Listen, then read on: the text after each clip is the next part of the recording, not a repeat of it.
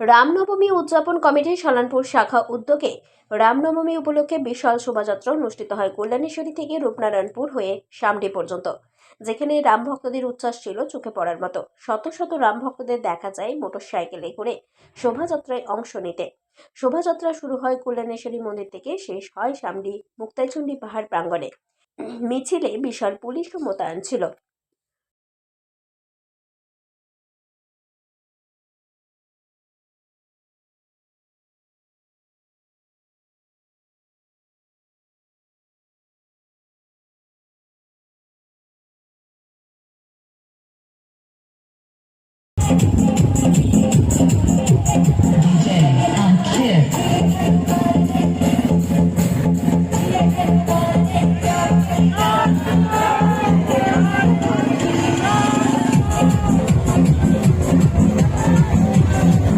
দেখুন, আমাদের রামনবমী শোভাযাত্রার সালানপুর ব্লকে যে খণ্ড আছে সেই খণ্ডের তরফ থেকে রামনবমী শোভাযাত্রা করা হয়েছিল। আমাদের এটা কল্যাণেশ্বরী মন্দির থেকে মুক্তাইচণ্ডী মোড় পর্যন্ত হয়েছে।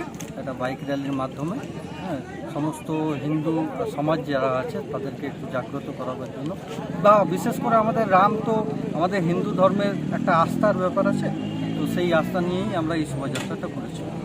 এখন দেখলাম আপনার কোনো সাউন্ড সিস্টেম পুলিশ আটকে টাটকে ছিল। হ্যাঁ, সাউন্ড সিস্টেম একটা ব্যাপারটা হয়েছিল যে হাইকোর্টের অর্ডার আছে যে ডিজে বন্ধ, তো সেই জন্যই পুলিশ প্রশাসন বলেছিল ডিজে যাতে না করে। তো আমাদের ডিজে ছিল না, ওনাদের কনফিউশন হয়েছিল যে এটা হয়তো ডিজে হতে পারে, কিন্তু এটা ডিজে ছিল না, একটা সাউন্ড সিস্টেম বক্স মেশিন এরকম প্লেন ছিল, যা সাউন্ড ডেসিবেল হিসাবে একটা বাঁধা আছে, তো সেই ডেসিবেলের মধ্যেই ছিল। ওই জন্য কনফিউশনটা দূর হওয়ার পর ওনারা ছেড়ে দিলেন, বুঝতে পারলেন ওনারা ছেড়ে দিলেন।